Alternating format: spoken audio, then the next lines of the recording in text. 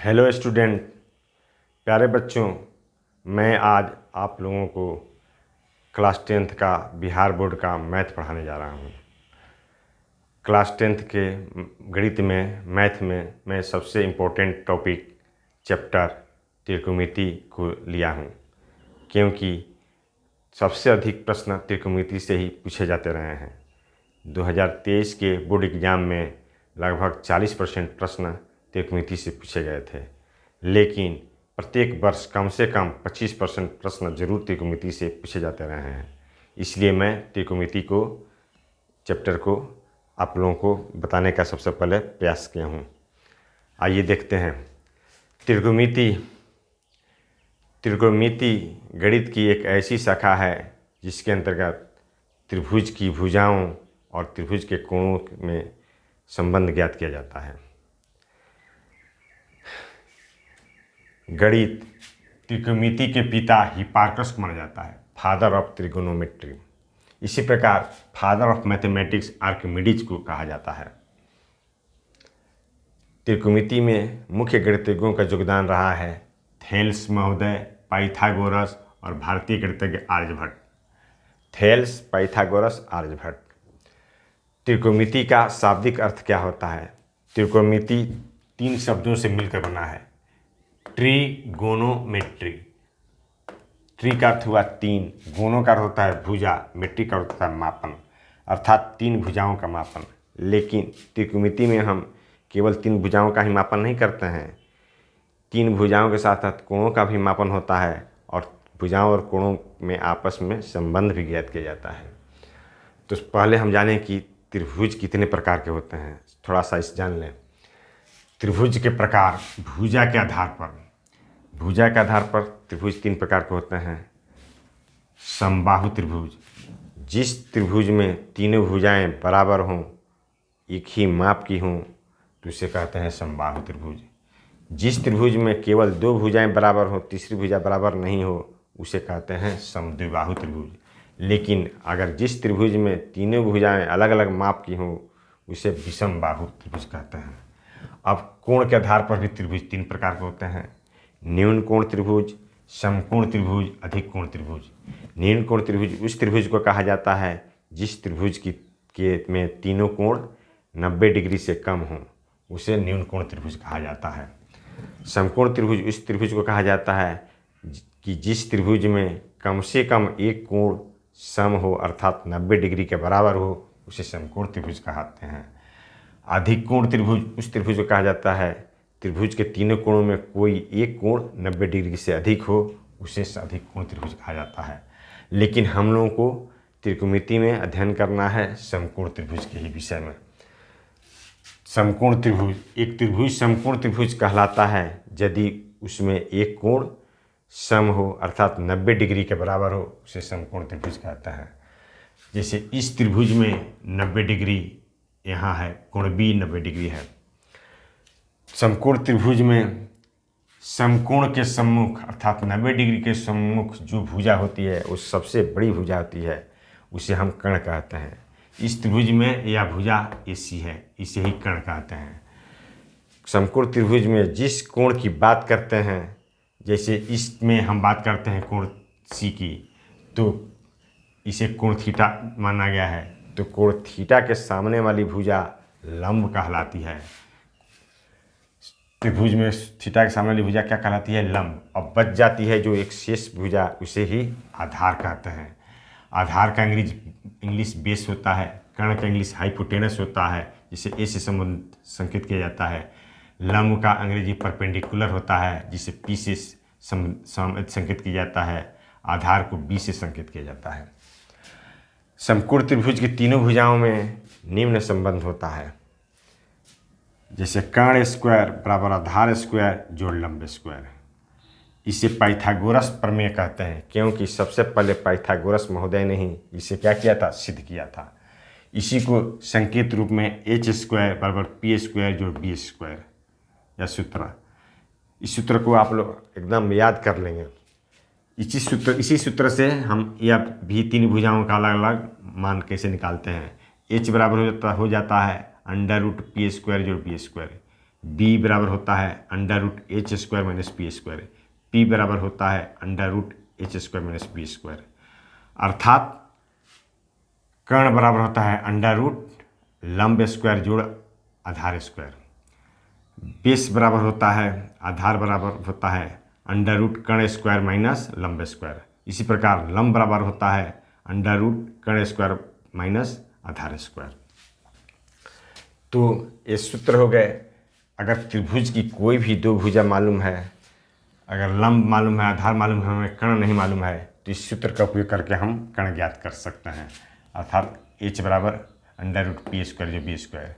लेकिन अगर हमें कर्ण मालूम है, लंब मालूम है, आधार नहीं मालूम है, तो आधार हम b बराबर under root H square minus B square p square ज्ञात कर सकते हैं। इसी प्रकार अगर हमें लंब नहीं मालूम है, p नहीं मालूम है, ये दोनों मालूम हैं कर्ण और बेस, तो हम p बराबर अंडर रूट कर्ण स्क्वायर माइनस आधार स्क्वायर के आधार पर निकाल सकते हैं।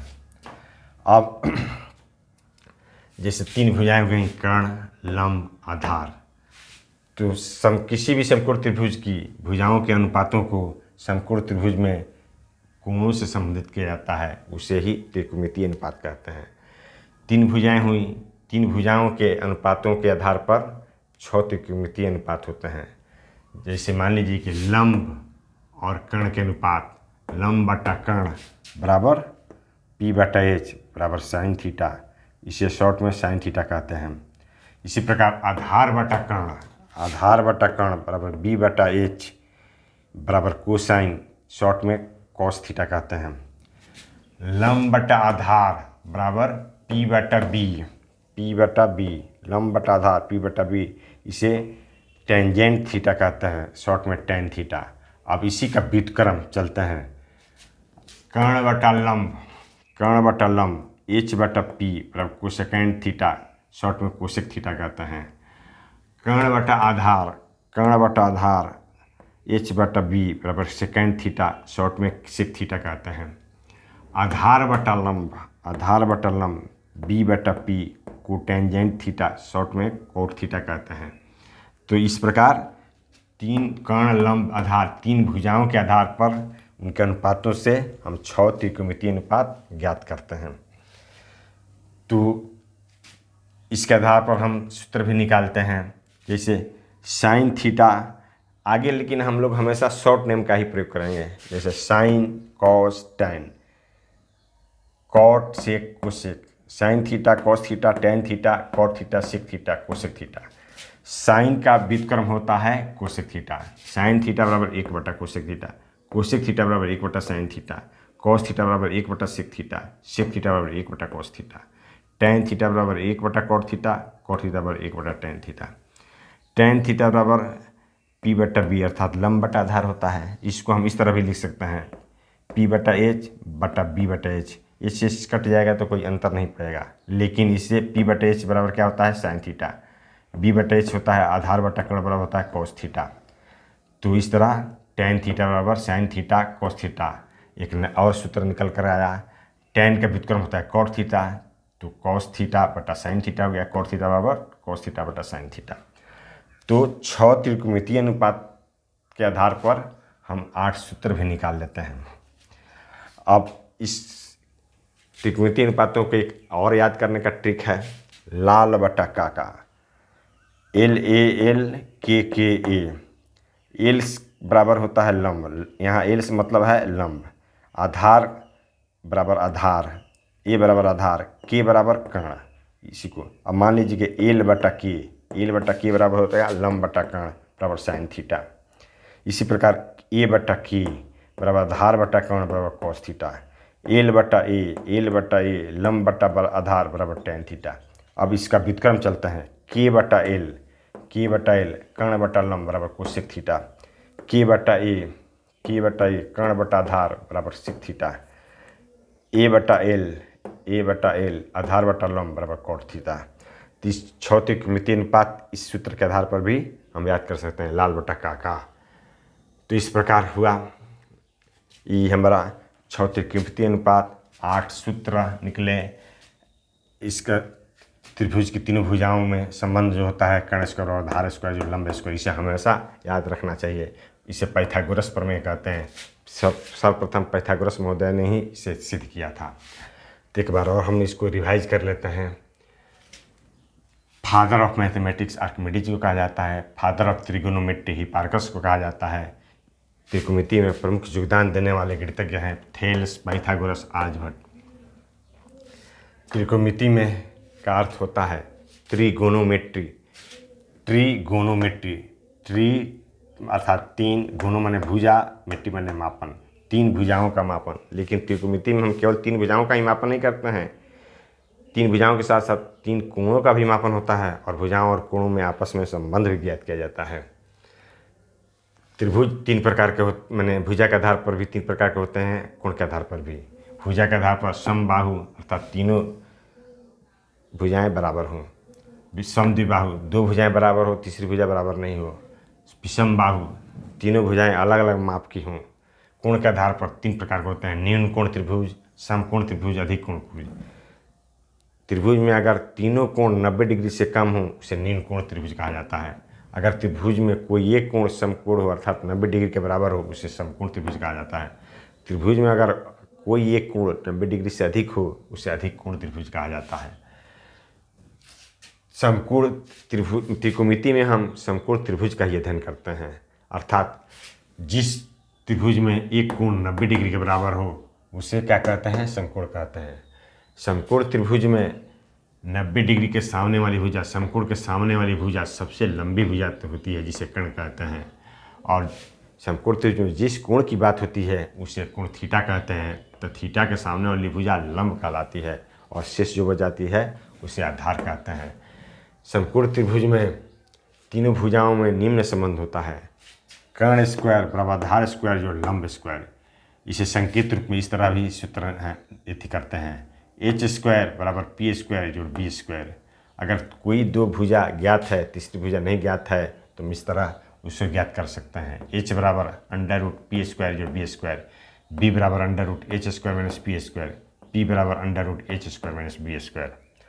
तो इस तरह हमें यह सूत्र एकदम याद कर लेना चाहिए, पाइथागोरस प्रमेय जो सूत्र है कर्ण स्क्वायर बराबर आधार स्क्वायर जोड़ लंब स्क्वायर। अब चल देते हैं हम त्रिकोणमितीय अनुपात। समकोण त्रिभुज की भुजाओं के अनुपातों को समकोण त्रिभुज में कोणों से संबंधित किया जा सकता है, जिन्हें उन कोणों के त्रिकोणमितीय अनुपात कहते हैं। भुजाएं कौन है, तीन हैं, लंब, कर्ण, आधार।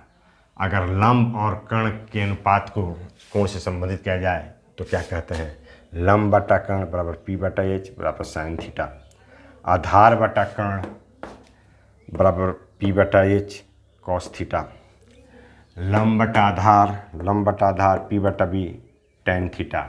अब इसका व्युत्क्रम कर्ण बटा लंब एच बटा पी बराबर कोसेक थीटा, कर्ण बटा आधार एच बटा बी सेक थीटा, आधार बटा लंब बी बटा पी कॉट थीटा।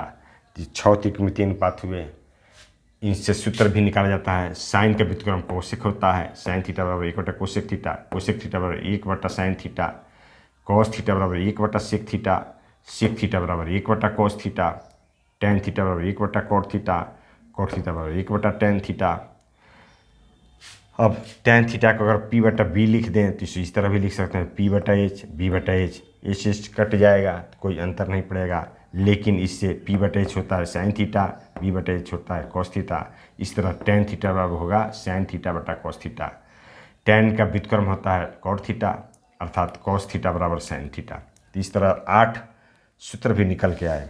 इसे याद करने का एक ट्रिक भी है, लाल बटा काका, एल बराबर लंब, ए बराबर आधार, के बटा कर्ण, एल बटा के बराबर लंब बटा कर्ण बराबर साइन थीटा, ए बटा के आधार बटा कर्ण कॉस थीटा, एल बटा ए लंब बटा आधार बराबर टेन थीटा।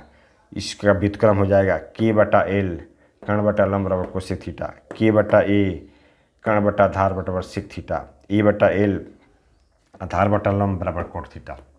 लेकिन हमें ध्यान भी रखना चाहिए, कभी कभी लिखने में समझने में गलतियां हो सकती हैं। साइन थीटा बराबर लंब बटा कर्ण, लेकिन साइन थीटा का अर्थ एक कतई नहीं है साइन गुणे थीटा, यह कभी नहीं लगाना चाहिए, यह गलत हो जाएगा। साइन 30 डिग्री का मान लंब बटा कर्ण होगा। कोण 30 डिग्री के लिए क्या होगा, लंब बटा कर्ण का अनुपात होगा। तो इसका अर्थ कतई नहीं होगा साइन गुणे 30, या नहीं होगा, गलत हो जाएगा। तो हमें यह भ्रम नहीं होना चाहिए। इस तरह हम लोग त्रिकोणमिति का एक परिचय जाने। अब आगे से हम लोग त्रिकोणमिति के सवाल को हल करेंगे, लेकिन इसमें आप लोग हमेशा ध्यान रखिएगा कि सूत्र हमेशा यह याद होना चाहिए, कर्ण स्क्वायर बराबर आधार स्क्वायर जो लंब स्क्वायर। और 6 त्रिकोणमिति अनुपात भी हमें याद रखना चाहिए, 8 सूत्र भी हमें याद रखना चाहिए। आप लोग आगे भी इस यूट्यूब चैनल पर बने रहिएगा, इसे शेयर कीजिएगा, दोस्तों में लाइक कीजिएगा, और आगे से हम लोग सवाल बनाएंगे। ठीक है, थैंक यू, धन्यवाद।